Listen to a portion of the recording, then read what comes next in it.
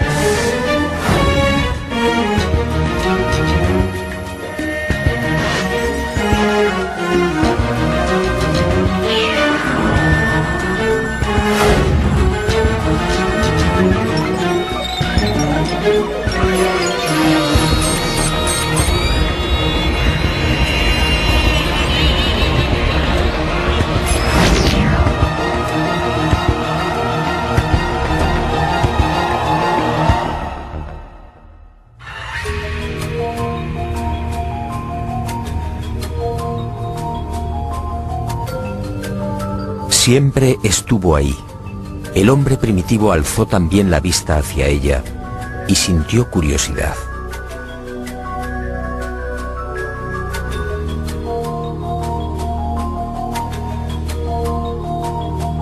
Después llegó el miedo y la luna fue adorada.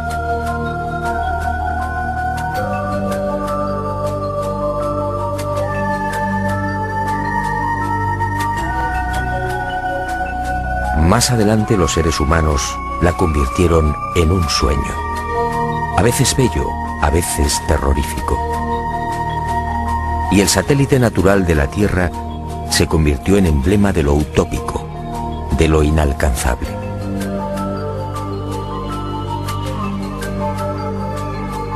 Hasta el siglo XX la Luna fue propiedad de poetas y soñadores. Algunos más audaces llegaron incluso a describirla.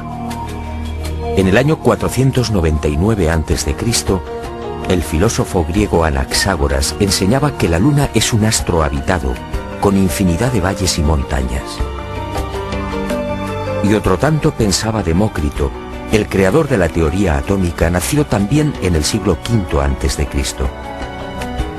Pitágoras creía igualmente en una luna viva y habitada. Y su discípulo Filolao iría más allá, asegurando que nuestro satélite natural se hallaba habitado por seres 15 veces más grandes que los humanos. Y acertó al afirmar que el día lunar equivale a 15 días terrestres. Después llegaron los libros. Plutarco, en el siglo I de nuestra era, describe la Luna como una segunda Tierra. Y con los libros, los viajes. Fue hacia el año 160 después de Cristo cuando el griego Luciano de Samosata escribe el primer viaje a la Luna. En su obra Historia verdadera, una tromba de agua arrastra un barco hasta la superficie lunar. Ariosto, en el Orlando Furioso, asegura que la Luna es un gran valle en el que se encuentra todo lo que hemos perdido en la Tierra: riquezas, coronas, honor y esperanza. En 1638 aparece en Inglaterra El hombre en la Luna, otro libro que causa sensación. Su autor, el obispo Francis Godwin, envía a la Luna al aventurero español Domingo González, con la ayuda de una pareja de gansos amaestrados. Fue con Galileo en el siglo XVII, cuando las viejas ideas de los griegos sobre la Luna empiezan a tomar consistencia. Galileo inventa el telescopio y queda asombrado al contemplar los cráteres y las grandes superficies oscuras que son identificadas con mares. En 1647, John Hevelius traza el primer mapa lunar y lo publica en su libro Selenografía, afirmando que la Luna estaba repleta de ciudades.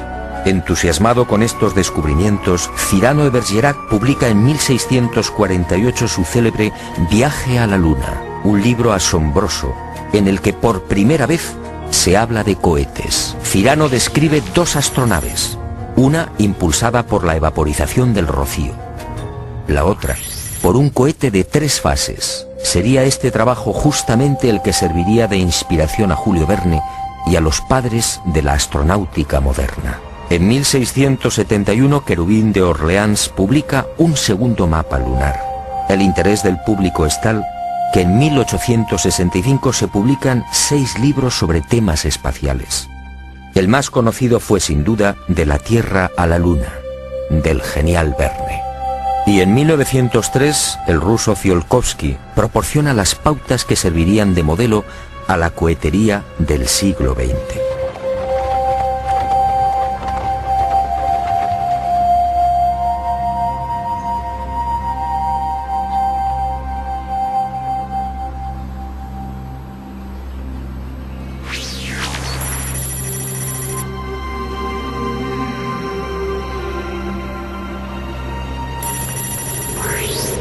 Antes de entrar de lleno en las claves de esta historia, permítame un apunte que guarda estrecha relación con lo que quiero contarle. Sígame de nuevo y guárdelo en su memoria.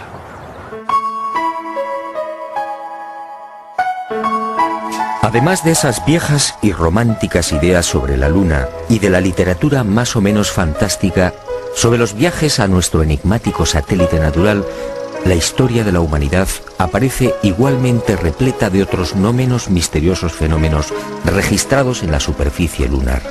En el verano de 1178, al poco de ponerse el sol, un grupo de monjes de la Catedral de Canterbury observó en el filo de la Luna un formidable resplandor acompañado de gigantescas llamaradas. En 1789, el astrónomo Schröder contempló atónito una enorme zona iluminada en la llamada región de los Alpes lunares. A lo largo de ese año, otros observadores dieron fe de la presencia en la superficie de la Luna de increíbles y desconcertantes luces que se movían entre mares y cráteres. En 1820, el también astrónomo François Arago publicó en los Anales de Química y Física el relato de otra asombrosa observación. Durante un eclipse, toda una formación de luces evolucionó sobre la Luna, manteniendo el orden de vuelo durante los virajes. En 1843, el mencionado astrónomo alemán Johann Schröder asistió a otro fenómeno para el que tampoco se ha encontrado explicación. Al observar el cráter Linné en el Mar de la Tranquilidad, el científico comprobó algo desconcertante. El citado cráter de unos 7 kilómetros de diámetro cambiaba regularmente de forma. Poco después, para asombro de la comunidad científica, el cráter en cuestión desapareció por completo. ¿Qué había ocurrido? En 1971, Apolo 15 sobrevoló la zona y fotografió Linné. El desconcierto de los astrónomos fue total. El cráter Linné solo tenía 2.700 metros de diámetro y estaba allí. En 1877, el astrónomo inglés Klein fue testigo de otras intensas y rápidas luces que se dirigieron al centro del cráter Platón. Una vez en la caldera, las luces se reunieron formando un triángulo.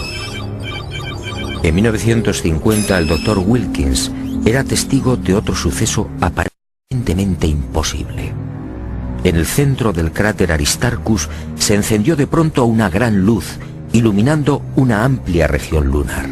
Grandes llamaradas en la superficie de la Luna, luces en formación.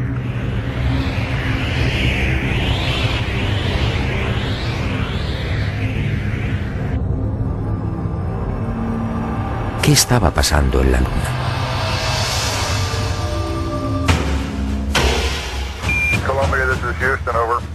Y en julio de 1969, al fin, el ser humano cumplió su viejo y añorado sueño. El Apolo 11 se posaba en el Mar de la Tranquilidad.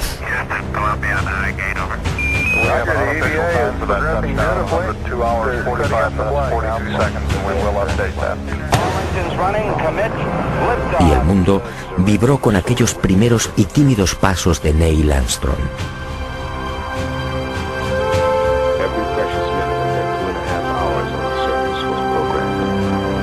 Pero el mundo, una vez más, fue engañado.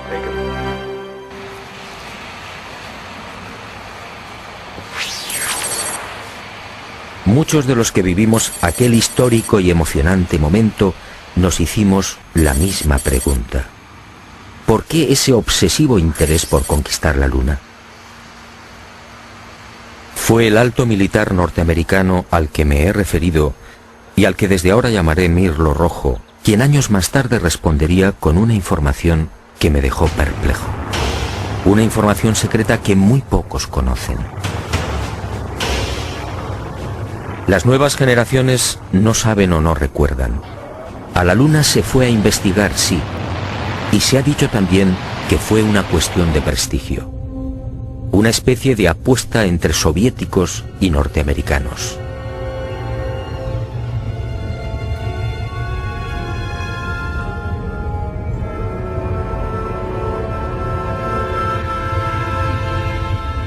Pero hubo algo más.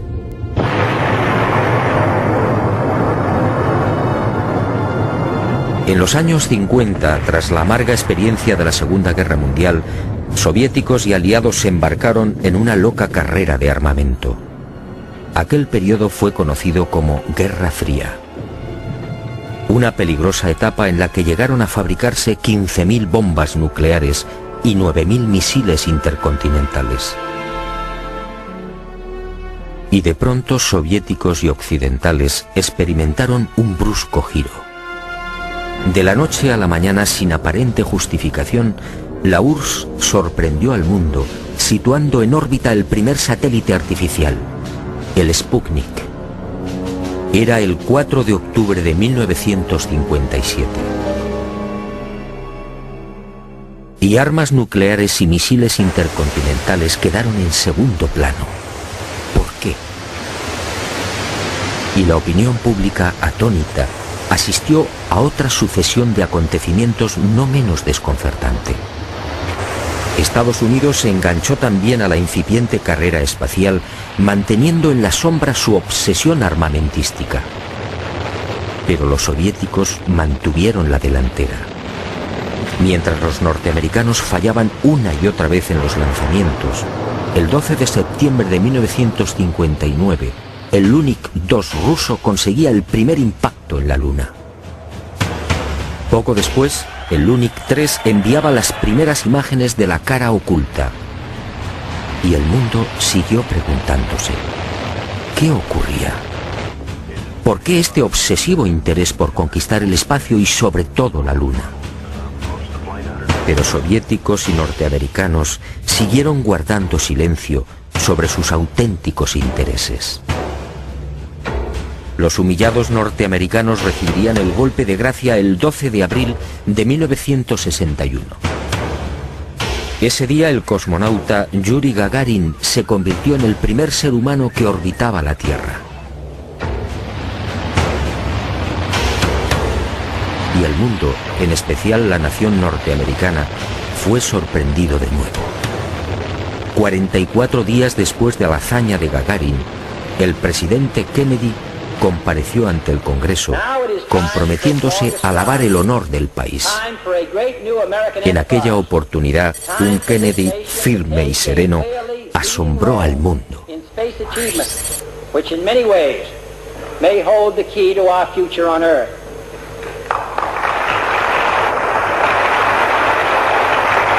I therefore ask the Congress, above and beyond the increases I have earlier requested for space activities, to provide the funds which are needed to meet the following national goals.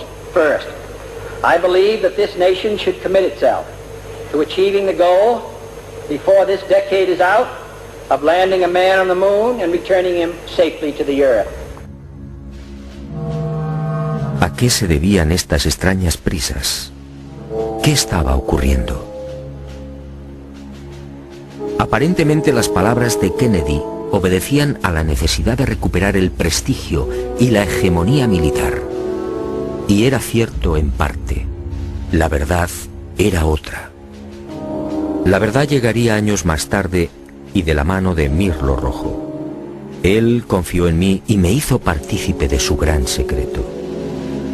Un secreto tan espectacular como diabólico.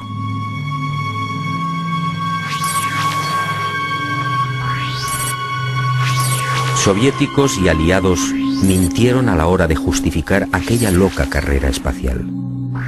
Todo empezó en la década de los años 40. En esas fechas, las intensas oleadas ovni registradas en el mundo pusieron en máxima alerta a los militares soviéticos y aliados. Para ellos estaba claro: aquellos objetos pertenecían a civilizaciones no humanas, civilizaciones muy avanzadas. El mundo nunca lo supo. Aquellos miles de avistamientos fueron la gran razón que impulsó a los militares al referido y brusco giro en la carrera armamentística, y concibieron la necesidad de fortalecer los sistemas defensivos, concediendo absoluta prioridad al espacio. Los militares no eran ajenos a los extraños fenómenos luminosos que se registraban en la Luna y que venían reportando los astrónomos.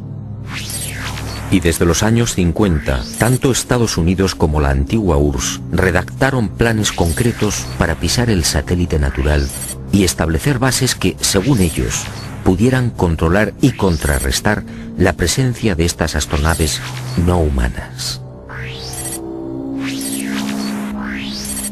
Horizon fue uno de estos proyectos diseñado en secreto por el Pentágono. Ni siquiera Kennedy tuvo conocimiento del gran plan. Sencillamente fue engañado. Y consideró de buena fe que los Estados Unidos deberían ser los primeros en ese supuesto desafío técnico y científico. Según Mirlo Rojo, la campaña de intoxicación desplegada por las diferentes agencias gubernamentales norteamericanas y los servicios de inteligencia hizo el resto. Kennedy y la opinión pública mordieron el anzuelo. En la noche del 24 al 25 de julio de 1955 se produjo un nuevo incidente ovni que aceleraría los planes de los militares. Esa noche los observatorios astronómicos de Leningrado y Monte Palomar descubrieron un gigantesco cilindro a 500 kilómetros de la Tierra, orbitando a 30.000 kilómetros por hora. El objeto tenía más de 10 kilómetros de longitud. Días después, soviéticos, norteamericanos, franceses e ingleses se reunían en secreto en Ginebra, confirmando sus temores. Aquella formidable máquina, obviamente, no era humana. Pero ocurrió algo imprevisto. Los soviéticos no aceptaron los consejos y directrices de los militares aliados para establecer un proyecto conjunto en el control del espacio. Y el 4 de octubre de 1957, ante la sorpresa del mundo y la irritación de los aliados, tomaron la delantera con el ya referido lanzamiento del Sputnik.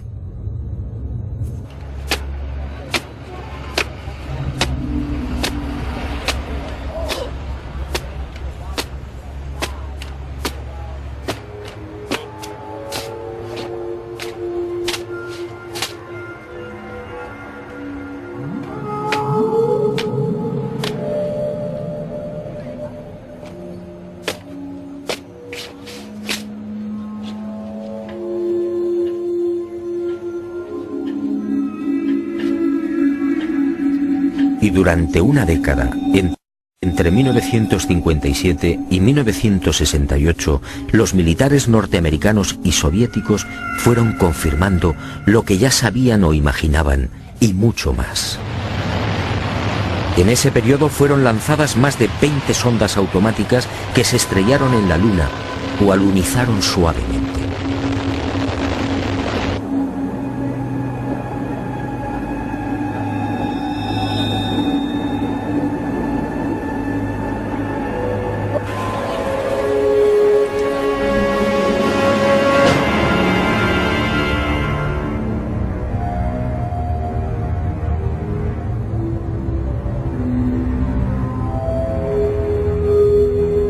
En total, sin contar las imágenes obtenidas por la URSS, la NASA recibió 230.000 fotografías del satélite natural. La Luna fue fotografiada en su totalidad y a muy diferentes alturas.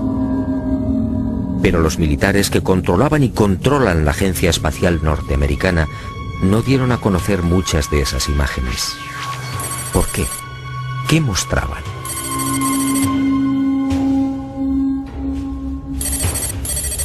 Cuando Mirlo Rojo me entregó algunas de estas fotografías quedé desconcertado.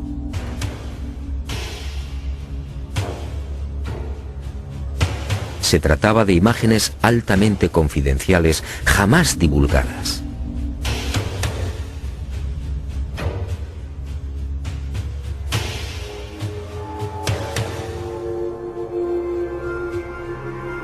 En una de ellas, tomada por la sonda Orbiter 2 en noviembre de 1966, se aprecian dos muros o carreteras paralelos de 27 kilómetros de longitud. Cada una de estas construcciones totalmente artificiales tiene una anchura aproximada de 450 metros. En el muro o carretera de la derecha se aprecia incluso un curioso detalle. La construcción ha sido alterada rompiendo la impecable línea recta con una curva de 1000 metros. En otra de las fotografías, los militares norteamericanos descubrieron lo que llamaron la Gran Presa, una no menos enigmática construcción de 5 kilómetros de longitud al norte del Mare Imbrium. El 19 de noviembre de 1966, la misma Orbiter 2 captaba a 48 kilómetros de altura y sobre el Mar de la Tranquilidad otra extraña formación. En esta ocasión se trataba de enormes pilares o monolitos perfectamente alineados de 3 en fondo. En total, 30 obeliscos de idéntica altura. Aquello obviamente no podía ser una formación natural. En total, según mi confidente, NASA terminó censurando 900 fotografías. Todas ellas pasaron directamente a los archivos del Pentágono. En ellas se distinguen grandes plataformas, posibles ruinas de edificios o ciudades, carreteras y gigantescas cúpulas.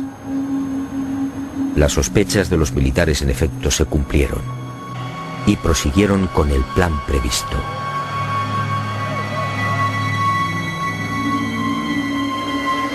Civilinamente, los servicios de inteligencia militar norteamericanos se cubrieron las espaldas en previsión de una hipotética fuga de información.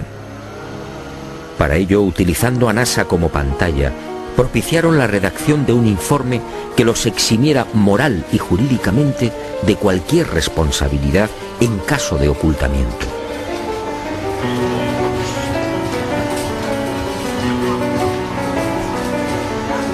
Este documento, conocido como Informe Brookings, redactado por prestigiosos científicos, sociólogos, políticos y economistas, fue presentado a la Cámara de Representantes e impreso en abril de 1961.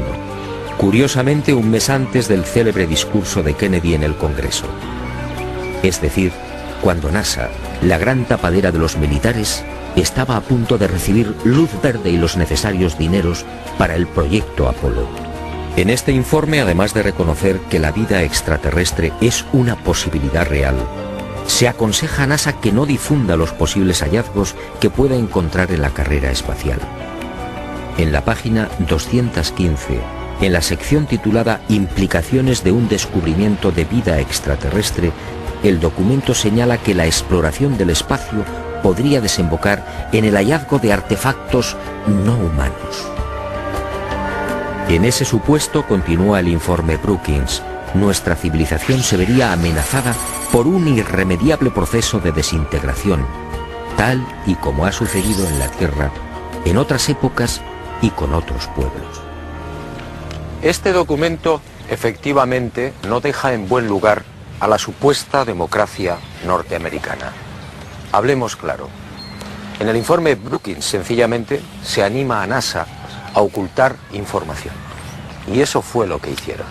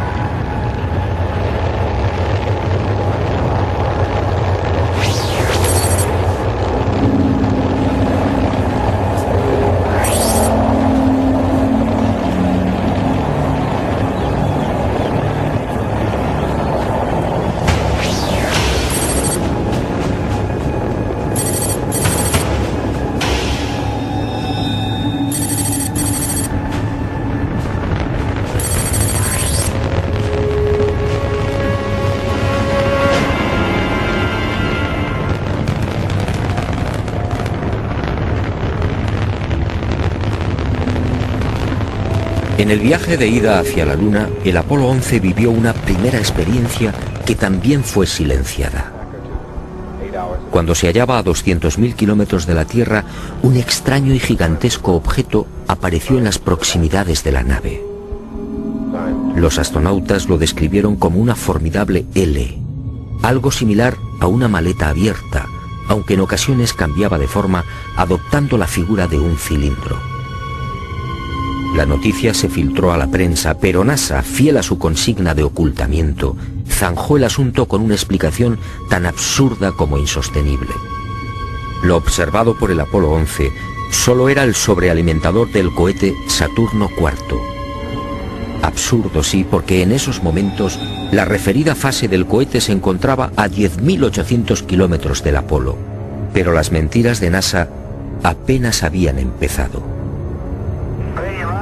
A casi 380.000 kilómetros de la Tierra, muy cerca ya de la superficie lunar, el Apolo descubrió otras luces que volaban en formación.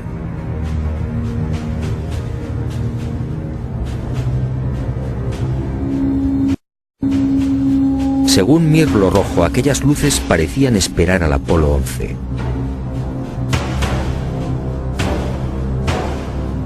Eran muy brillantes y volaban en perfecta formación.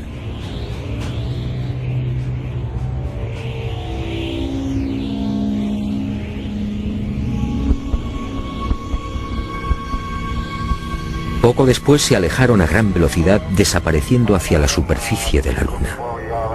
Los astronautas tenían razón. Aquello parecía un recibimiento, pero lo más espectacular estaba por llegar.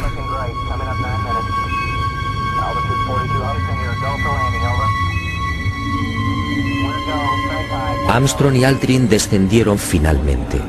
Su compañero Collins permaneció en órbita lunar a 110 kilómetros de altura.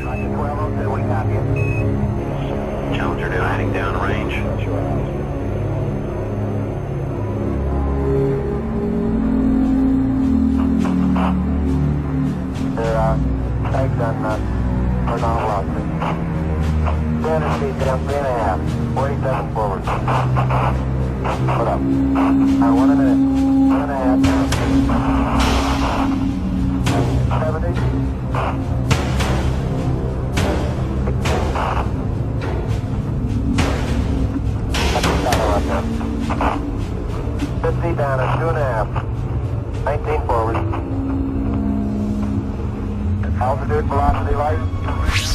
8.5 down. 220 feet. 15 forward. 11 forward, 10 down nicely, 200 feet. 4.5 down, 5.5 down. 6.5 down, 5.5 down. 9 forward. Yes. 20 feet. 100 feet, 3.5 down, 9 forward. 5%. How many bites? 75 feet. Third looking good, down a half. 6 forward. Challenger now heading down range.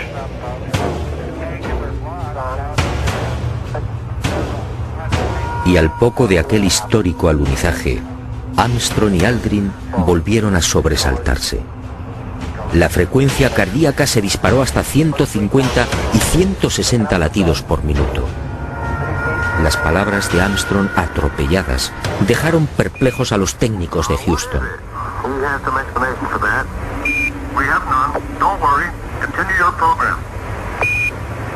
Oh boy, it's really something. It was fantastic here. You couldn't ever imagine this. Roger, we know about that. Could you go the other way? Go back the other way. Well, that's kind of rich and pretty spectacular. God, what is that there? That's a hollow. What the hell is that? Go tango, tango. There's kind of light there now. Al otro lado del cráter, existente a poco más de 60 metros del Águila, habían aparecido unas naves y unos seres, objetos en forma de disco y perfectamente alineados sobre el terreno. Y junto a ellos varios seres muy altos, con trajes blancos y ajustados. Cuando los astronautas, obedeciendo las insistentes órdenes de Houston, trataron de filmar, objetos y seres desaparecieron.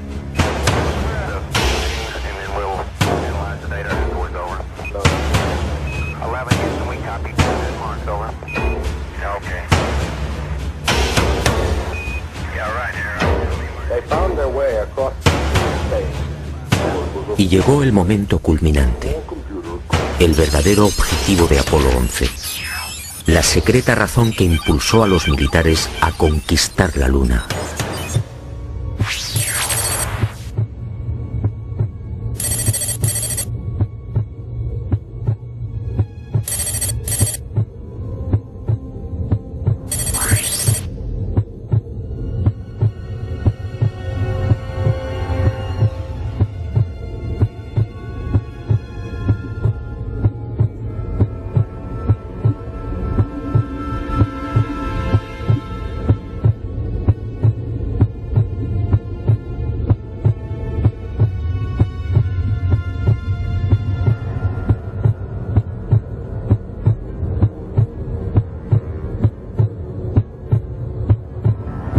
Esta fue la verdad, la única y secreta verdad.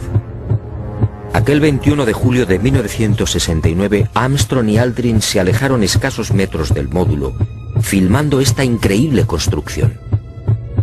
Esta película de 14 minutos jamás fue difundida por NASA.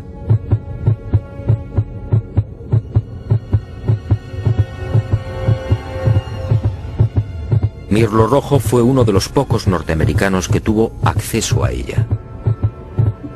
A escasos metros, sí, del Águila. Y no fue casualidad. Todo estaba minuciosamente programado.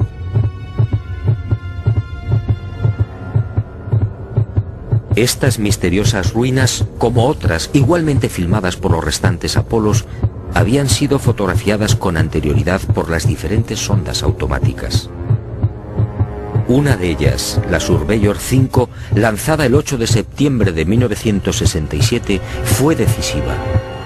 Alunizó en el Mar de la Tranquilidad, muy cerca de esta construcción, enviando 19.000 fotografías.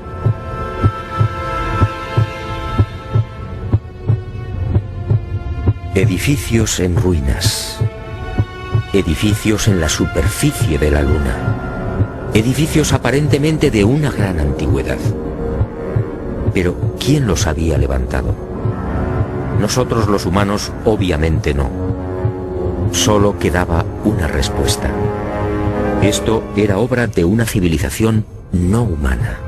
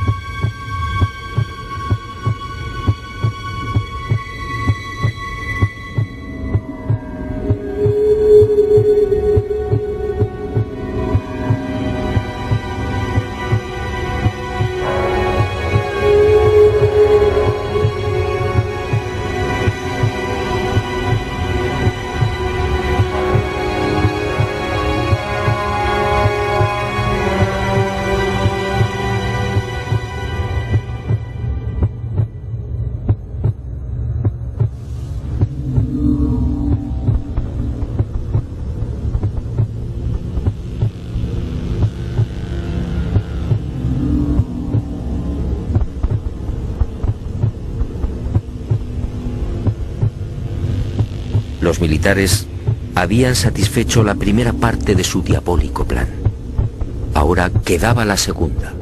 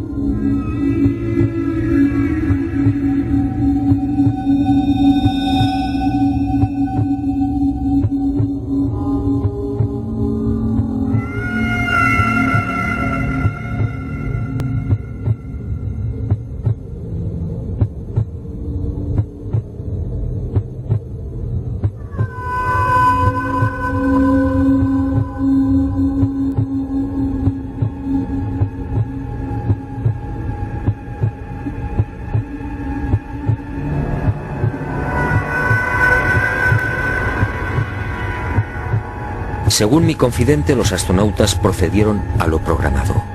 Recogieron muestras de los muros, tomaron medidas y se retiraron.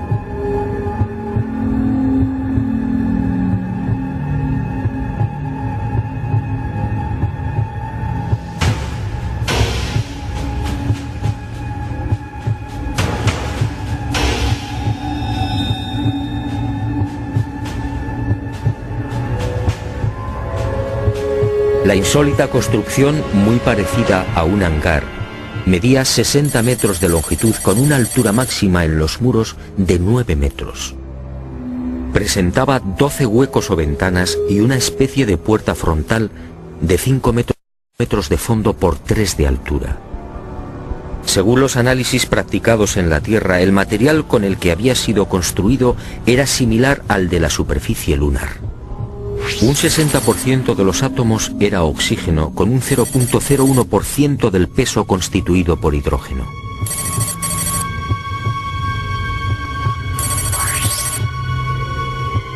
Las paredes se hallaban muy erosionadas. Esta circunstancia, dado que en la Luna no existe prácticamente atmósfera, hizo pensar a los militares que el edificio en cuestión podía tener varios miles de años.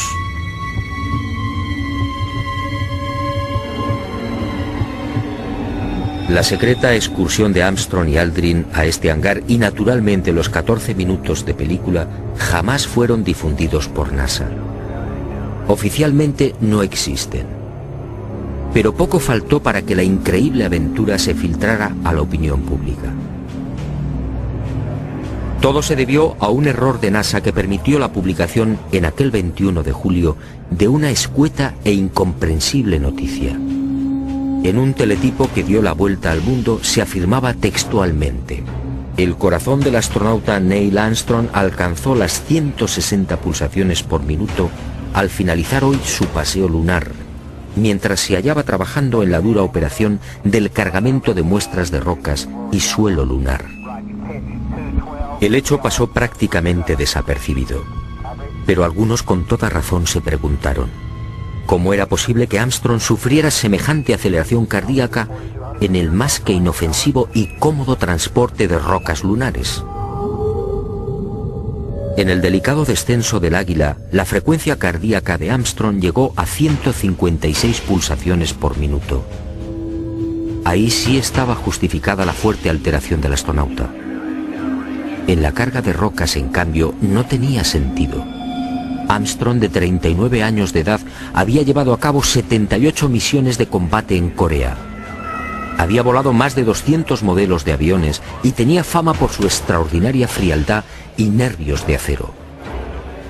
¿Por qué iba a experimentar hasta 160 pulsaciones en la recogida de muestras lunares? La absurda noticia divulgada por Charles Berry, médico de los astronautas, no tuvo en cuenta además otro pequeño gran detalle que invalidó la forzada explicación oficial. Durante las 3 horas que duró el paseo lunar, Armstrong y Aldrin recogieron un total de 25 kilos de rocas. Dado que en la superficie de la Luna existe una gravedad 6 veces menor que la de la Tierra, el peso real de las rocas fue de 4 kilos. 4 kilos repartidos entre 2 astronautas y en diferentes momentos de la excursión lunar. La versión de NASA efectivamente no era creíble.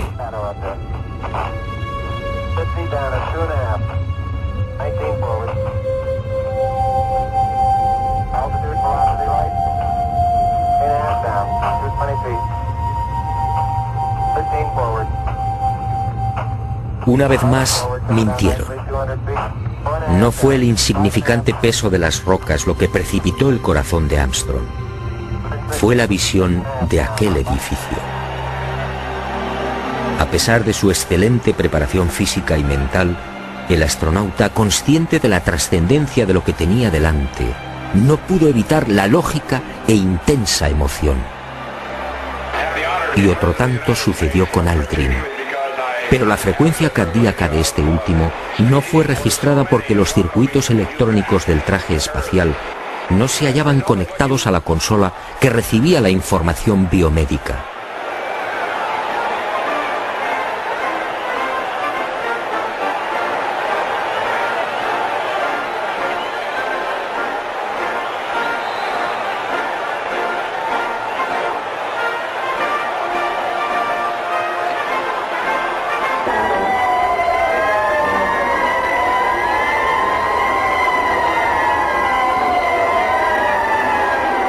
Los hombres del planeta Tierra posaron aquí su pie por primera vez. Julio de 1969. Hemos venido en son de paz, en nombre de toda la humanidad. Así reza el texto de la placa dejada por Apolo 11 en una de las patas del Águila, el módulo lunar que supuestamente todavía sigue en la Luna. ¿En son de paz? Nueva mentira de NASA y de sus propietarios, los militares norteamericanos.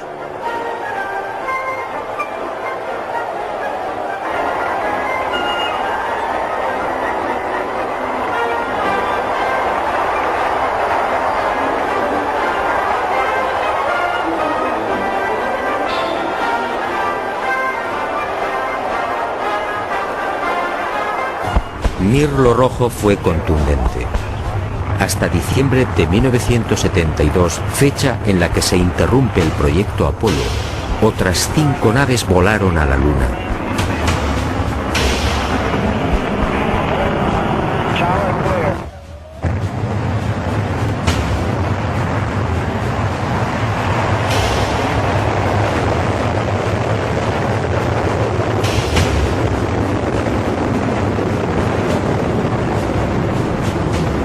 Y volvieron a filmar construcciones. Después, esas edificaciones fueron bombardeadas y destruidas. Y existe la fundada sospecha de que Estados Unidos utilizó armas tácticas nucleares contaminando la Luna.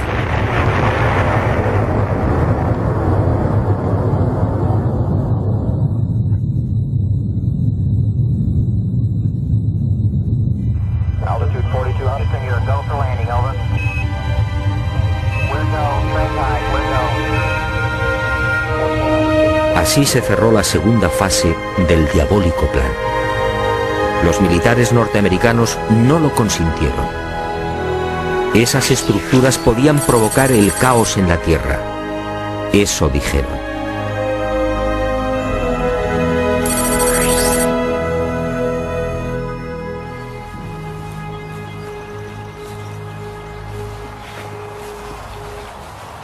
Sí, amigo, en los restantes Apolo sucedieron muchas cosas, cosas extrañas y secretas. Pero esa es otra historia que quizá algún día me decida a contar, suponiendo, claro está, que siga vivo. Por cierto, desde aquel diciembre del 72 han transcurrido más de 30 años. ¿Estamos pensando lo mismo? ¿Por qué nunca se volvió a la Luna?